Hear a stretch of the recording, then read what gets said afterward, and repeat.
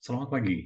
Pada hari ini, pada kesempatan pagi hari ini, kita akan membahas mengenai apa yang dimaksud dengan Employee Value Proposition pada klinik HR pada hari ini.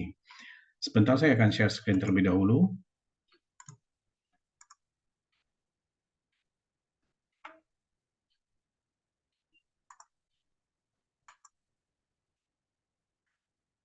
Oke, pada webinar kali ini kita akan membahas mengenai People Profit and Employee Value Proposition and Employee Engagement. Saya dengan Hendy R. Piliang. Ini profil singkat saya berpengalaman di bidang HR selama lebih dari 23 tahun dan lagi latar belakang industri seperti hospitality, media, oil and gas, trading, dan juga banking. Saat ini saya berkarir sebagai managing partner di KPI Consulting. Sebelumnya saya pernah bekerja sebagai legal di Citibank, kemudian GM Human Capital Wisata, Vice President HR Mahaka Media, Senior HR Manager JobsDB, Senior HR Manager Hitachi, Senior HR Manager SI Global, dan selain itu juga saya sebagai HR advisor di perusahaan startup. Pendidikan saya sarjana hukum dari Universitas Borobudur Jakarta, dan saya melanjutkan S2 saya Magister Manajemen Prodi Manajemen Sumber Daya Manusia juga dari alma mater yang sama. Saya ada sertifikasi non-BNSP, yakni Certified Industrial Relation Professional, kemudian Certified Human Resources Analyst, dan Certified Human Capital Management. Saya juga pernah tulis buku ada judul Membangun Strategi Bangun SDM dan Pemimpin Unggul yang diterbitkan oleh Gramedia. Oke, kita masuk kepada materi kita pada hari ini. Employee Engagement and Employee Value Proposition. Apa itu sebenarnya? Oke, kalau kita berbicara employee engagement, berarti kita berbicara bahwa perusahaan akan melibatkan semua karyawan. Perusahaan akan membuat karyawan itu terlibat langsung dalam suatu organisasi, sehingga mereka punya komitmen dan juga mereka itu punya daya saing. Karena kenapa? Ketika adanya employee engagement, artinya sudah mendukung adanya produktivitas terhadap perusahaan. Nah, kita melihat pada intinya adalah kepuasan karyawan itu pun sebenarnya harus ada merupakan salah satu yang dipertimbangkan di perusahaan. Nah, kepuasan karyawan itu mereka nggak merasa hanya senang saja, tapi mereka juga merasa puas dengan pekerjaan. Mereka tahu dengan kondisi yang ada, support system ada dari atasan, dari perusahaan, dan rekan kerja itu merupakan salah satu bentuk daripada kepuasan kerja. Nah, kepuasan kerja itu sendiri akan termotivasi dengan adanya apa? Employee engagement. Sehingga hal ini akan mendorong karyawan itu untuk bisa mempertahankan posisi mereka. Kalau kita melihat kepuasan karyawan itu mungkin hanya berhubungan dengan berapa senang atau puasnya karyawan. Lalu bagaimana juga kebutuhan dari pasar karyawan. Kemudian tidak berhubungan dengan motivasi. Dia merupakan lebih kepada shift-nya adalah personal. Sedangkan kalau employee engagement tidak hanya personal tapi juga akan berkaitan dengan organisasi yang ada di perusahaan. Oke. Kalau kita melihat dalam konteks employee engagement framework itu adalah bagaimana sih engagement terhadap organisasi, ya kan? Kemudian juga dengan adanya engagement terhadap organisasi, mereka akan mempunyai suatu engagement, keterikatan terhadap dengan manajer mereka. Lalu juga mereka akan pasti mengedepankan kompetensi. Selain mengedepankan kompetensi, mereka juga akan membuat bagaimana caranya bahwa semua industri, semua bisnis itu akan didukung dengan adanya apa? Dengan adanya employee engagement tersebut. Dalam konteksnya kalau kita melihat engagement with the organization, bagaimana sebenarnya keterlibatan karyawan itu dengan organisasi secara keseluruhan. Dia terlibat langsung dengan adanya suatu kegiatan yang ada di organisasi. Termasuk bagaimana ternyata nanti manajemen akan memperhatikan persepsi terhadap apa? Terhadap feeling karyawan ketika mereka melakukan pekerjaan. Hal ini menjadi penting. Sehingga apa? Adanya suatu kepercayaan. Suatu kepercayaan, adanya value, bagaimana akhirnya antar manajemen dan juga karyawan terbangun harmonisasi. Nah, sejalan dengan itu juga kita melihat dengan adanya engagement with manager, tadi engagement dengan organisasi, harusnya itu akan berhubungan dengan engagement with manager. Ini akan lebih spesifik tentang bagaimana sih feeling karyawan terhadap atasan mereka. Bagaimana pendapat mereka terhadap atasan. Dan juga mereka harus adanya suatu apa? Timbul satu respect, saling support. Bukan hanya sifatnya top down, tapi juga bottom up. Sehingga terjadinya suatu harmonisasi. Nah, konteks seperti ini kok kayaknya seperti banyak yang tidak terjadi di perusahaan. Perusahaan masih menggunakan dengan sistem yang top down, sehingga karyawan adalah merasa bahwa ini pekerjaan dan ini tugas yang harus mereka lakukan. Oke. Beyond engagement, alignment, dan kompetensi, kita melihatnya begini, bahwa ada suatu strategi dan ada suatu kompetensi. Suatu strategi dan kompetensi itu kita melihatnya begini, apakah organisasi punya strategi dan tujuan yang jelas? Kemudian, sejalan dengan itu, para manajernya punya nggak skills untuk mereka bisa melakukan pekerjaan mereka? Lalu, apakah karyawan paham bagaimana cara mereka tuh melakukan pekerjaan mereka dan organisasi itu menjadi sukses? Cara manajer untuk bagaimana motivasi karyawan seperti apa? Nah, kompetensi ini diukur dengan adanya 360 degree feedback. Artinya begini, adanya adalah hubungan karyawan bukan hanya atasan bawahan, tapi adalah suatu strategic partnership. Ketika kita membuat suatu strategic partnership, akhirnya akan terbangun suatu mitra hubungan dan kerjasama yang baik. Karena kalau kita melihatnya begini, dengan adanya employee engagement tersebut, akhirnya menumbuhkan employee engagement dynamics. Kita melihatnya begini, organisasi itu bisa terpengaruh dengan adanya suatu kondisi di luar daripada organisasi.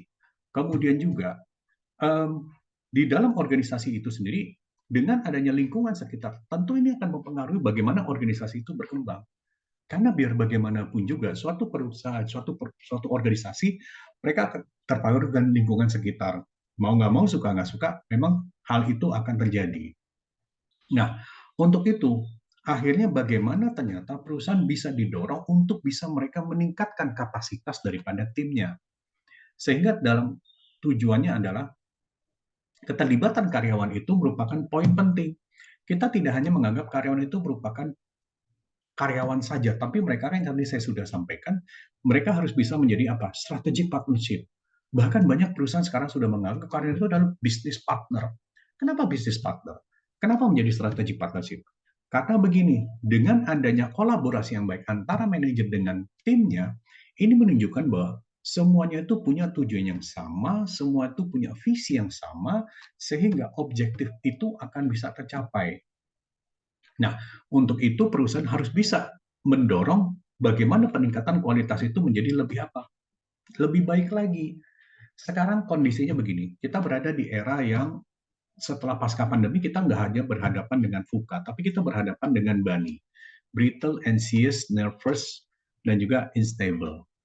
Sekarang perusahaan sudah mulai mendorong apa yang dimaksud dengan Employee Value Proposition atau EVP. Gini, dengan adanya Employee Value Proposition, ada suatu pertanyaan yang muncul di karyawan. Pertama begini, kenapa harus saya bekerja di perusahaan ini? Lalu, apa yang perusahaan bisa tawarkan kepada saya? Terus, apa yang saya bisa dapatkan dengan saya bekerja di sini? Sehingga apa? Karyawan itu menuntut adanya suatu output. Ketika mereka menuntut ada suatu outputnya itu positif bagi diri pribadi. Tentu perusahaan juga menganggap bahwa outputnya itu bagus juga bagi industri. Nah, sekarang ini antara industri, antara perusahaan dengan karyawan, mereka itu sudah memiliki suatu keterikatan bagaimana ini bisa berjalan sesuai dengan koridornya. Oleh karena itu, perusahaan harus bisa membangun employer value proposition. Jadi dia itu membuat suatu konsep. Mereka tuh membuat suatu value. Dan value-nya itu akan membuat bagaimana karyawan yang bekerja di perusahaan itu merasa bahwa saya merasa di perusahaan yang itu mendukung karir saya. Saya bekerja di perusahaan yang benar-benar secara brand image itu sudah baik. Dan saya bekerja di perusahaan itu yang menunjukkan bagaimana saya harus bersikap, saya harus bisa membuat suatu pekerjaan ini menjadi lebih bernilai lagi. Nah, untuk itu akhirnya perusahaan didorong untuk bisa meningkatkan employee value proposition. Karena begini, ketika perusahaan sudah mulai melakukan employee value proposition, apa yang terjadi? Turnover karyawan rendah. Kenapa? Karena adanya support system. Support system ini dibangun antara pengusaha sama pekerja. Lalu kemudian juga perusahaan akan bisa menarik para talents. Yang paling penting adalah reputasi perusahaan menjadi meningkat. Jadi bukan hanya sebatas brandnya saja yang meningkat, tapi semua value itu meningkat. Contohnya begini, contohnya adalah banyak perusahaan ketika mereka punya visi misi, banyak perusahaan itu punya value, tapi satu pun dari visi misi dan value itu nggak pernah jalan. Nggak pernah jalan. Harusnya itu dijalankan. Ini merupakan identity daripada perusahaan yang diturunkan kepada karyawannya. Contohnya BUMN. BUMN dengan kata akhlak. amanah, kompeten, harmoni, loyal, akomodatif, dan kolaboratif. Harusnya dari kata akhlak tersebut mereka bisa menurunkan, ya, menurunkan apa? Menurunkan suatu standar akhlak tersebut kepada semua karyawan. Apakah karyawan itu akan dipromosikan? Apakah akan menerima karyawan? Apakah akan melakukan asesmen karyawan? Karena dari kata akhlak itu akan mencerminkan bagaimana identiti daripada BUMN. Ini contohnya. Ketika perusahaan, misalkan perusahaan-perusahaan besar, mereka punya visi misi. Dan yang perusahaan besar, perusahaan-perusahaan, semua perusahaan mereka punya visi misi. Pertanyaannya, apakah visi misi itu mereka sudah jalankan atau belum? Nah, ini adalah mendorong bagaimana sebenarnya employee value proposition itu menjadi penting. Untuk apa? Untuk bagaimana menerjemahkan daripada visi misi. Untuk menerjemahkan bagaimana apa? Kondisi bisnis itu menjadi apa? Menjadi lebih berkembang lagi. Apa yang harus diperhatikan dalam membuat employee value proposition? Kita tidak boleh sembarangan kita misalkan menaikkan gaji. Karena kenapa? Orang akan menganggap kalau saya akan seperti ini berarti gaji saya naik. Kita harus hati-hati. Karena kita melihat bagaimana gaji atau upah ini akan mendukung support system. Kemudian juga talent mereka tidak akan melihat gaji, tapi juga mereka melihat ada suatu apa? Pengakuan. Jangan hanya karyawan melakukan suatu kesalahan kemudian rame-rame kasih SP, tapi ketika karyawan melakukan mendapatkan suatu achievement, reward tidak pernah diberikan oleh manajemen. Hal ini akan mengganggu. Untuk itu harus ada balancing. Balancing di sini bagaimana organisasi itu bisa berjalan dengan baik. Tadi saya sudah bahas bahwa budaya perusahaan itu menjadi penting. Kenapa? Dengan adanya budaya perusahaan ini akan menunjukkan bagaimana sebenarnya perusahaan itu bisa membangun organisasi menjadi lebih sehat lagi. Nah, lalu ketika kita melihat dalam konteksnya bahwa untuk memahami employee value proposition, kita ada beberapa hal yang harus kita lakukan. Pertama, kita menggunakan dengan sistem Glassdoor, dibuat FGD. Karyawan resign, karyawan keluar, adanya exit interview. Nah, ini harusnya menjadi salah satu feedback, menjadi umpan balik bagi organisasi, bagi si karyawan. Sebenarnya kita lakukan ini sudah sesuai belum? Sebenarnya kita lakukan ini sudah mensupport belum? Sebenarnya kita lakukan ini sudah mendukung itu atau belum? Karena nanti akan berkenan dengan survei kepuasan karyawan. Ketika survei kepuasan karyawan sudah mulai disebarkan sama semua karyawan, bahkan ada perusahaan yang menggunakan employee engagement survey, mereka akan melihat bagaimana sebenarnya ini bisa terjadi dan ini bisa dijalankan. Kemudian juga kita akan compare dengan apa? Dengan organisasi lain. Kenapa kita compare dengan organisasi lain? Setidak-tidaknya kita melihat apa yang sudah dilakukan organisasi ini, apakah sudah sesuai dengan kondisi bisnis saat ini. Apalagi sekarang kita berhadapan dengan anak-anak Gen Z, karyawan Gen Z yang tiap sebentar healing, tiap sebentar kalau masalah kena mental segala macam, kita harus bisa membangun organisasi menjadi lebih sehat. Nah, seberapa baik sih sebenarnya kalau perusahaan sudah menjalankan EVP? Pertama, akan membuat talent itu menjadi lebih tertarik karena mereka melihat karyawan tidak hanya sebatas just only working atau bekerja saja, tapi karyawan itu akan didorong punya value, sehingga ini akan menarik talent. Lalu juga akan meningkatkan retensi karyawan di perusahaan. Tentu hal ini berkaitan dengan apa? Akan menjadi peningkatan produktivitas. Oleh karena itu, dalam kondisi employee value proposition adalah bagaimana perusahaan harus bisa menjaga motivasi karyawan.